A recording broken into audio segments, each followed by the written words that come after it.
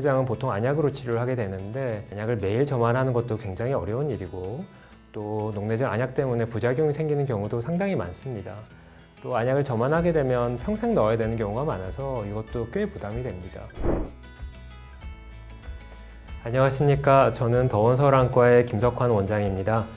지난번 시간에는 제가 녹내장의 전반적인 개요에 대해서 말씀을 드렸는데요. 오늘은 녹내장이 좀 더 심화적인 그런 내용을 준비를 했습니다. 외래에서 녹내장 환자분들이 아주 궁금해하시는 내용들이 많은데 녹내장을 좀 더 깊이 있게 알 수 있도록 몇 가지 내용을 오늘 준비를 했습니다. 이번 편은 일종의 심화 버전이라고 생각해 주시면 되겠습니다. 모든 녹내장이 다 치료를 해야 되냐? 실제로 녹내장 중에서는 치료를 하지 않아도 되는 그런 녹내장들이 있습니다. 그래서 제가 오늘 이 시간에는 다른 데서는 좀 듣기 어려운 치료하지 않아도 되는 녹내장이 있다에 대해서 말씀을 드리려고 합니다. 녹내장은 기본적으로 꼭 치료를 해야 되는 그런 병입니다. 녹내장은 보통 안약으로 치료를 하게 되는데 안약을 매일 저만하는 것도 굉장히 어려운 일이고 또 녹내장 안약 때문에 부작용이 생기는 경우도 상당히 많습니다. 또 안약을 저만하게 되면 평생 넣어야 되는 경우가 많아서 이것도 꽤 부담이 됩니다. 녹내장이 아주 초기라서 진행을 하지 않는 그런 경우나 몇 가지 특수한 경우에는 녹내장을 치료하지 않고 경과만 볼 수가 있는데 이에 대해서 좀 자세히 말씀드리도록 하겠습니다.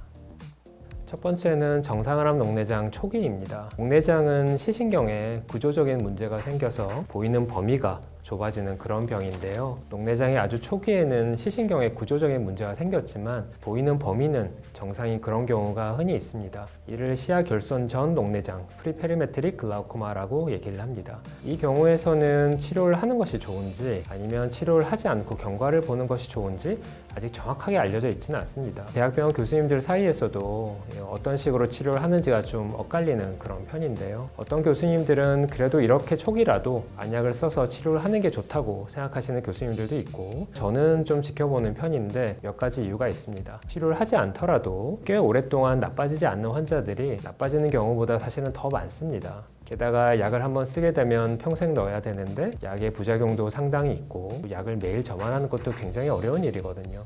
그래서 저는 좀 지켜보는 편이고 대신에 열심히 경과 관찰을 해서 조금이라도 나빠지는 기미가 보이면 그때부터는 안약을 꼭 써야 되는데 그때부터 약을 쓰더라도 크게 문제가 생기거나 그러지는 않습니다. 두 번째는 근시와 동반된 정상암 녹내장에서 좀 특수한 경우입니다. 이 경우에서 진행이 멈추는 경우도 있고 또 오랫동안 치료를 했을 때 진행을 하지 않은 그런 환자분들도 있는데요.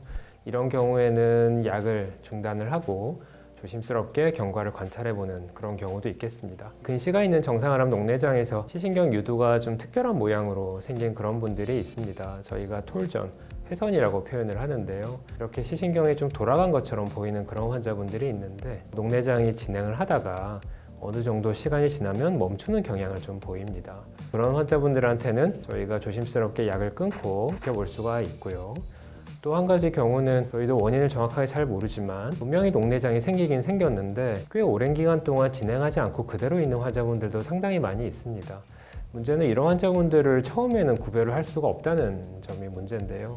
그래서 처음에는 약을 쓰다가 저 같은 경우에는 적어도 한 3년에서 5년 이상 경과를 봤을 때 전혀 나빠지는 기미가 없으면 또 초기라고 했을 때 이 약을 한번 조심하게 끊고 그러고 경과를 관찰하는 그런 경우도 있습니다. 세 번째로 일부 고안압증의 경우에도 치료하지 않고 경과를 볼 수도 있습니다. 안압이 그렇게 많이 높지 않은 20대 초반이면서 각막이 좀 두껍고 시신경 손상이 전혀 없는 그런 고안압증에서는 이 녹내장으로 진행하는 확률이 낮기 때문에 이런 경우에 약을 쓰지 않고 경과를 지켜볼 수도 있습니다. 하지만 이런 환자분들도 진행을 하는 경우도 분명히 있기 때문에 꼭 정기적으로 정기 검진을 받으셔야 합니다. 마지막으로 초기 폐쇄각 녹내장에서 백내장 수술 후에 치료하지 않고 경과를 관찰하는 경우도 있습니다. 폐쇄각 녹내장이 초기일 때는 백내장 수술만으로 안압이 잘 조절되는 경우가 사실은 아주 많습니다. 이런 경우에는 녹내장이 있다 하더라도 안압이 잘 조절되고 있기 때문에 약을 쓰지 않더라도 진행하지 않는 경우가 상당히 많이 있습니다. 이런 경우에도 치료 없이 지켜볼 수 있지만 경우에 따라서는 진행하는 환자들도 있기 때문에 꼭 정기검진이 필요하겠습니다. 마지막으로 드리고 싶은 말은 오해는 절대 금물입니다. 오해하시면 안 되는 것이 녹내장은 기본적으로 치료하는 병이고요. 오늘 제 강의를 듣고 녹내장은 치료 안 해도 되는 병이더라 이렇게 말씀하시면 절대 안 됩니다. 녹내장은 꼭 치료하셔야 되고 정기적으로 검진을 해야 되는 병이지만 오늘 말씀드린 몇 가지 아주 제한적인 경우에 있어서는 치료하지 않고 좀 지켜볼 수도 있다. 이렇게 이해하시면 되겠습니다. 녹내장은 치료하지 않더라도 이 병의 예후가 어떻게 될지 확실하지 않기 때문에 정기적으로 꼭 검진을 받으셔서 병의 경과를 살펴보셔야 합니다. 제가 오늘 환자분들께서 궁금해하시는 녹내장의 심화 내용에 대해서 몇 가지 말씀을 드렸어요. 근데 아직도 제가 말씀드리지 않은 내용들이 아주 많습니다. 환자분들이 궁금해하시는 내용들을 가지고 제가 앞으로도 많이 말씀을 드릴 테니까 또 평소에 궁금하셨던 게 있으면 댓글로 달아주시면 저희가 보고 또 그에 관련된 내용을 준비해 보도록 하겠습니다. 구독과 좋아요 눌러주세요.